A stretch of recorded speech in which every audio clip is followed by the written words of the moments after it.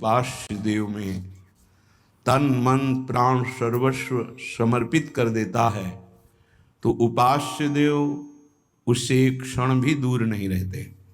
यही उपासना का अर्थ है।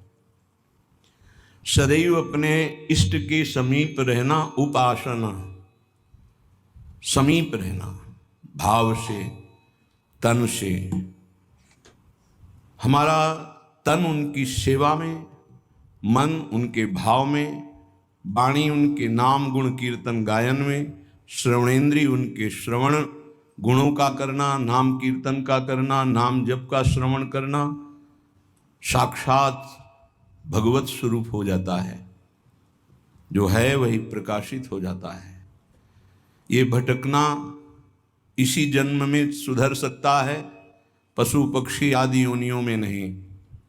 इसलिए सावधान होकर के एक एक क्षण, एक एक श्वास, एक एक वृत्ति राधा नाम में लगा दो, खुद परिणाम देख लोगे।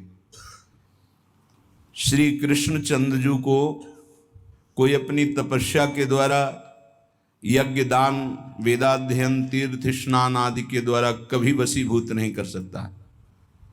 और निश्चित किया हुआ मूल्य राधा नाम है। जो राधा राधा राधा वो प्रभु को अधीन कर लेता है। कुछ माफी मांगने की जरूरत ही नहीं पड़ती प्रभु से। अनुल्लिख्यानंता नपि तदपराधान मधुपतिर महाप्रेमा विष्टस्तौ परम देयम विंशति तवैकम श्री राधे गृणत ई नामामृत रसम महिम्नः कह सीमाम स्पृशति तौदास्यैक मनसाम।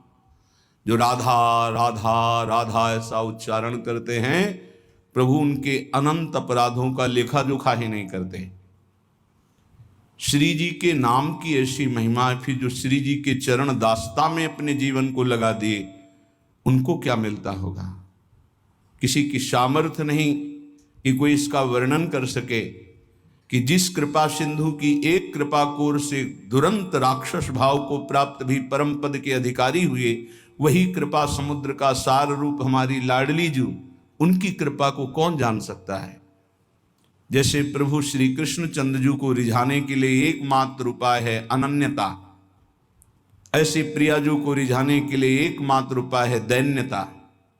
श्री जी के हो के अत्यंत दैन्य हो जाओ तो अवगुण करे समुद्र सम गनत नापनो जानी। ये मेरा जन है, बस इस बात से हम जीत जाते हैं। श्री जी के चरणारविंद में अपनापन हुआ कि हम जीत गए। अवगुण करे समुद्र सम, समुद्र के समान यदि अपराध बन जाए तो मेरी लाडली जो मानती ही नहीं कि अपराध हुआ है। पर ये अनन्यता, ये दैन्यता बिना रसिक महापुरुषों का सेवन किए नहीं आ सकती। और बिना वृंदावन के रसिक जनों का संग नहीं मिल सकता। वृंदावन की कृपा के बिना विशुद्ध प्रिया प्रीतम के अनुराग में जिनका मन लगा हुआ है, ऐसे रसिकों का संग नहीं मिल सकता। वो मिलेगा तो वृंदावन की कृपा से। कभी भी कहीं भी किसी को भी यदि ये सौभाग्य मिला तो पहले वृंदावन की कृपा हुई, तब ये सौभाग्य मिला।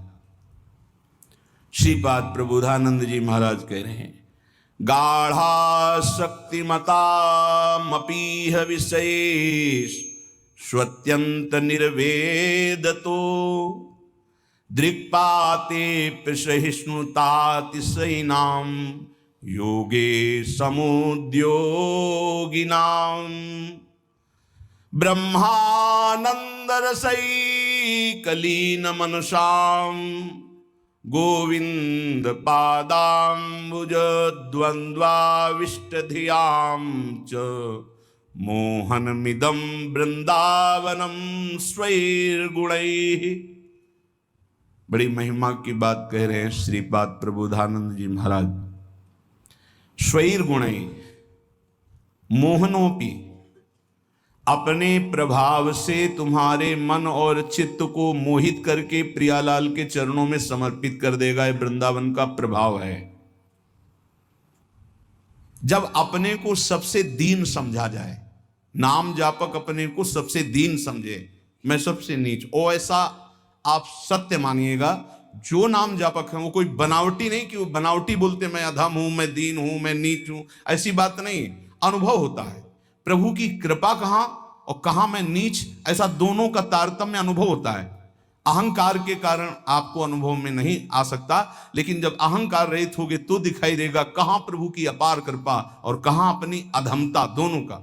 देखो स्वामी जी महाराज श्री ललिता जी के अवतार हैं, श्री स्वामी हरिदास जी, और अपने सिद्धांत पद में कह रहे हैं मोसो ना बिगारन को और तोसो ना संवारन को, तो ही मोहि पड़ी होड़। अब विचार करो, हरिवंश महाप्रभु हित सजनी के अवतार हैं, वो कह रहे हैं क्वाहम तुच्छा परम अधमा प्रण हो गर कर्मा, कहा मैं तुच्छ अधम अपराध करने वाला हूं, कहा ये नाम, ये राधा नाम तो सिर्फ वृंदावन की महिमा जो मेरे हृदय में स्फुरित हो रहा है। क्या है ये कोई साधक है, कोई संत है? ये तो साक्षात भगवान आचार्य रूप में अवतरित होते हैं। तो जब जब होए धर्म के हान, सेवक जी महाराज हरिवंश महाप्रभु के लिए लिखते हैं, जब जब होए धर्म के हान तब तब तनु धरि प्रकटत आन, जान और दूजो नहीं।